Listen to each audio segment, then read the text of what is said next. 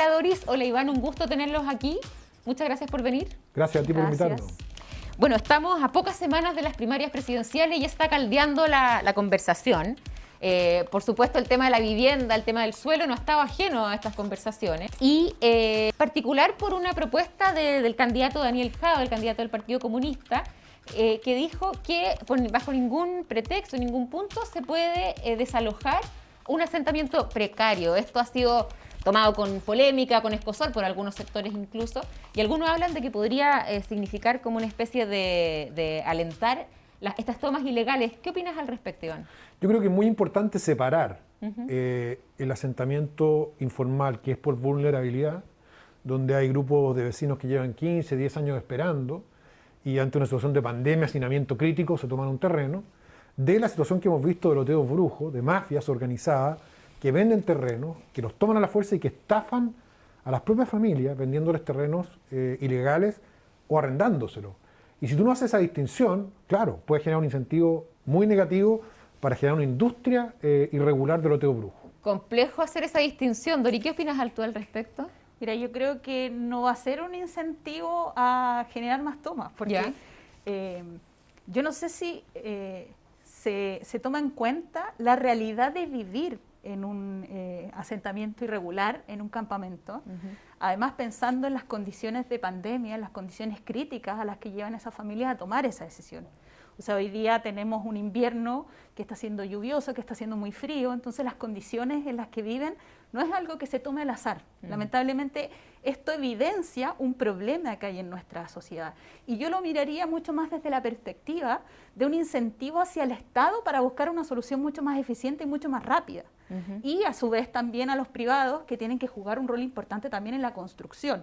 Entonces, hoy día Techo nos dice que hay más de 900 campamentos a nivel nacional en su diagnóstico y son millones de familias las que están viviendo en esta situación. Entonces, tenemos que apuntar también a mirar las condiciones a las que han llevado a estas familias a tomar esa decisión, que no es una decisión fácil, y las condiciones en las que viven las familias vulneran mucho más sus condiciones de vida y sobre todo las de las mujeres. El empobrecimiento que genera esta condición de vida es dramático, sobre todo para las mujeres que habitan en estos lugares. Bueno, y también, ¿cómo lo están viendo ustedes con el resto de las campañas? O sea, hasta ayer tuvimos debate, hace pocos días. ¿Se está abordando bien el tema del suelo, el tema de la vivienda y la gran problemática del déficit habitacional en las mismas campañas que ya empiezan a esbozarse? Yo creo que en el debate que se hizo, el primero, que fue de los candidatos de derecha, apareció una vecina levantando el tema de los campamentos y levantando el tema del suelo, y además del suelo fiscal. Y creo que un tema relevante que se ha instalado en la campaña, y ayer lo tocó Boric, pero muy a la pasada, es que el Estado de Chile, el fisco de Chile, entre muchas reparticiones, tiene mucha tierra abandonada, subutilizada o incluso a la venta, bajo una lógica inmobiliaria, mientras las familias no tienen casa, y eso es inaceptable y creo que se ha instalado y está bien. Pero hay que meter mucho más presión para que se resuelva. Tú has hablado harto de eso, Iván, en alguna de tus columnas, de algunos terrenos fiscales, por ejemplo, manos de ferrocarriles, manos del ejército, hay algunos en bienes nacionales también, que hoy día están ahí, votados, en el fondo, entregados a la especulación, básicamente, y que podrían ser usados para hacer proyectos de vivienda y hacer fuentes de este gran déficit. ¿Has visto algún cambio, algún punto de inflexión al respecto? ¿Has tenido algún eco respecto de tu Hemos tenido propuesta? eco, afortunadamente tuvimos una buena recepción desde el Ministerio de la Vivienda, también desde el Presidente de la República, y se instruyó el traspaso de casi 100 terrenos de bienes nacionales al Servio. Sin embargo, tenemos en la empresa Ferrocarriles una miopía respecto al problema, y además el intento de hacer negocio inmobiliario como si fuera una empresa privada. En el Ejército una ley de amarre que viene de la dictadura que impide, digamos, entregar esos terrenos porque obliga a comprárselos directamente al Ejército. Entonces diría que hemos avanzado, pero todavía falta mucho. Tú has vivido en carne propia lo que ha sido levantar un proyecto habitacional en terrenos fiscales, en terrenos de ferrocarriles, con tu proyecto Maestranza. Cuéntanos cuáles han sido las barreras y los nudos con los que te encontraste en esta experiencia. Sí, yo creo que hay que pensar y reflexionar sobre el tema de los suelos, porque es algo que ha venido poniendo en cuestión la política pública de vivienda y la planificación de la ciudad desde hace mucho tiempo. O sea, el suelo es algo determinante hoy día, y además es un bien común que lamentablemente hoy día está por un lado en manos del mercado, que en definitiva por mucho que el Estado esté hoy día intencionando entregar terrenos o suelos para construir vivienda social, con esta idea del banco de suelos, que además fue una instalación desde las organizaciones, digamos, de vivienda, desde los movimientos sociales, que durante mucho tiempo dijimos, hay que generar un banco de suelos, pero no solo pensar en terrenos fiscales, en terrenos del Estado, sino que también en priorizar terrenos que hoy día están en manos de privados y simplemente están esperando la mayor ganancia o sacarle el mayor beneficio posible, cuando en definitiva es el Estado quien además está construyendo ciudad, quien pone la infraestructura para que en definitiva esos recursos solamente se queden en manos de los privados. Entonces ahí hay una cuestión que hay que profundizar mucho en esta discusión, en este debate que se ha ido generando en torno a la vivienda y a la ciudad, que efectivamente yo creo que hay una, o nos pusimos de acuerdo transversalmente en que hay un problema. Y eso ya es un avance, sin ninguna duda. Ahora, ¿cómo abordamos esta idea del banco de suelos? Es donde yo creo que hay que profundizar mucho más, cómo miramos hacia adelante en un proceso constituyente, además, donde esperamos que la vivienda sea uno de los derechos que esté garantizado en la Constitución, pero también el derecho a la ciudad, y no pensando en que las cosas se van a solucionar en el momento que queden escritas en esa nueva Constitución, sino que nos van a abrir una nueva cancha y un nuevo orden. Y en eso creo que las instituciones, y ahí voy al punto y a la pregunta específica, y ahí las instituciones están muy en debe. O sea, hay una visión, y aquí particularmente de la empresa Ferrocarriles, que quiere seguir haciendo un negocio con los terrenos que tiene. Y que son terrenos que son fiscales, que son del Estado, que son de todas y todos nosotros, pero que de hecho no es la primera vez que empezamos a ver cuestionamientos hacia las figuras que tiene la empresa Ferrocarriles y cómo manejan los terrenos respecto de licitaciones, de ventas. No es la primera vez. De hecho, cuando nosotros partimos con el proyecto Maestranza 1, una de las cuestiones que nos llevó como a decir, bueno, es posible que esta empresa o dar esa batalla con esta empresa, porque estaban siendo cuestionados también en ese momento jurídicamente en tribunales por diferentes motivos. Entonces, ahí logramos establecer una negociación que no fue fácil. El único camino posible que logramos, debido digamos, a todos los temas burocráticos e incluso de la ley que tiene Ferrocarriles respecto a sus terrenos, fue a través de la expropiación. Y esto fue una expropiación que fue de común acuerdo y que nos permitió avanzar hacia construir un espacio de la ciudad que se vuelve también en un proyecto importante, proyecto de barrio, un proyecto de comunidad, donde además son sus propios habitantes quienes generan este entorno que es adecuado y que hace que las familias, particularmente de una comuna como es Estación Central, no tengan que ir a vivir a la periferia. Ahora, no es el único, Ferrocarriles no es la única ente estatal que tiene también terrenos disponibles, está bienes nacionales, mencionábamos el Ejército. Ustedes han hecho un catastro de eso, Iván, cuéntanos qué dice ese catastro y cuáles son esos otros terrenos donde están para poder presionar de alguna manera. Efectivamente, nosotros hicimos un catastro que vio que había 1000 hectáreas, nos parece muy bien, como decía Dori, esto fue levantado de los movimientos sociales hace mucho tiempo. Es más, Ferrocarriles tuvo personas procesadas, formalizadas y presas en el pasado, cuando existía la inmobiliaria que se llama Invía, digamos, que hacía negocios truchos con los terrenos. Entonces, esto tiene una larga data y genera mucha desconfianza. Pero Bienes Nacionales hoy día, como te decía, por instrucción del presidente, entrega alrededor de 100 terrenos, pero se queda con otros. Y nosotros hoy día estamos en Lo Barnechea con 500 familias trabajando, que están esperando hace 12 años un terreno de Bienes Nacionales, que está en el sector de Lomas de la Dehesa, y que Bienes Nacionales no quiere entregarlo porque dice que es muy caro. Entonces quiere venderlo y con esa plata construir vivienda en la periferia, que es la lógica de los 80 y los 90. Todavía persiste esa inercia de personas muy indolentes respecto al problema de la vivienda.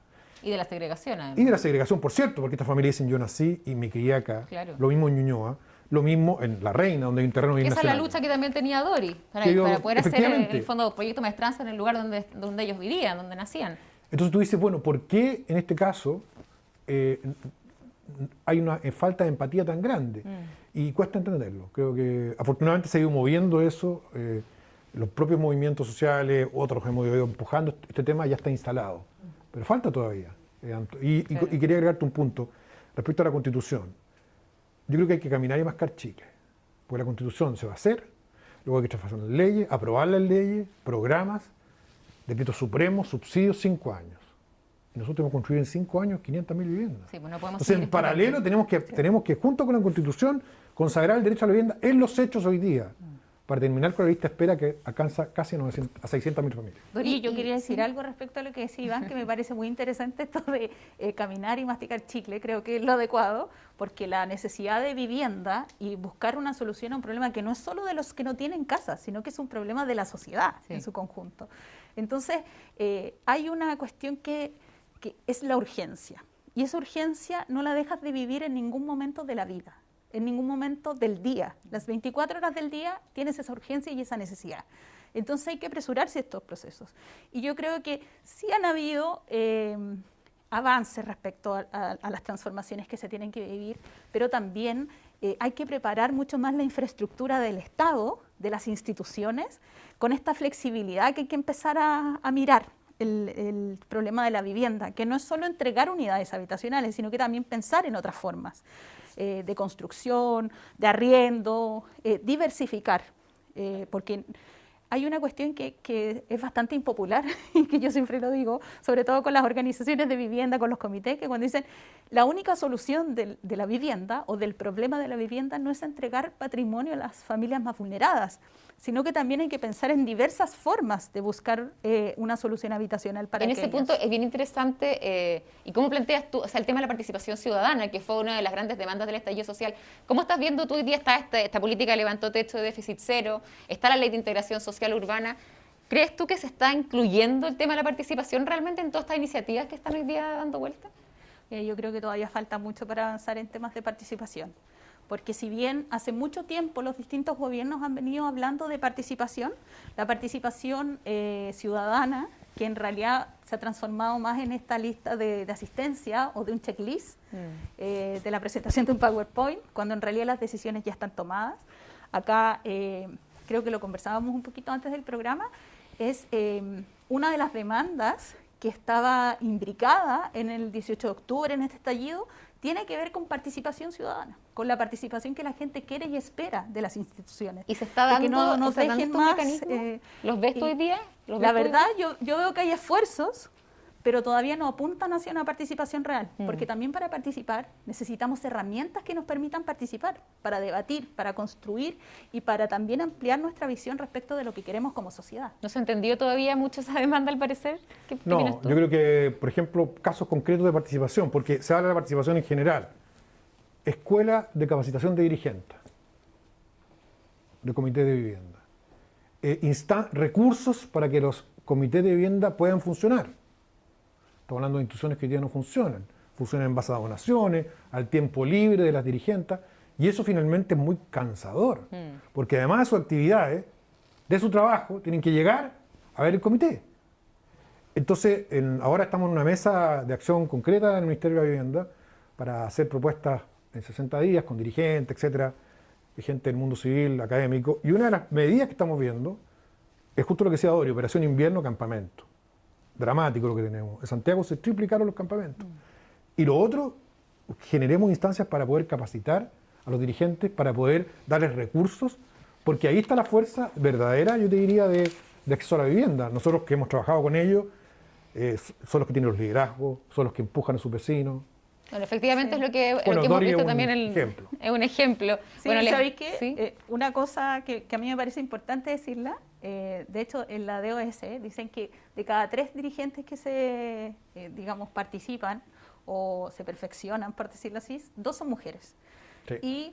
Y eso es importante. El rol que juegan las mujeres en las organizaciones, sobre todo en las organizaciones ligadas a la vivienda, donde juegan un rol social, político y articulador, es tremendamente importante y es tremendamente potente en los cambios que se necesitan en este país, porque no solo se piensa en la vivienda, sino que también en la calidad de vida que se tiene que tener en esos lugares, y las mujeres hemos sido quien además en este tiempo de crisis y de pandemia hemos articulado una red que ha permitido incluso el sustento alimentario de los territorios. Ha quedado muy claro igual, todavía sí hay que seguir repitiéndolo, que el rol de la mujer en hacer mejor ciudad, en hacer más ciudad, hacer una ciudad más amable. Bueno, les quiero agradecer esta interesante conversación. Muchas gracias, Iván.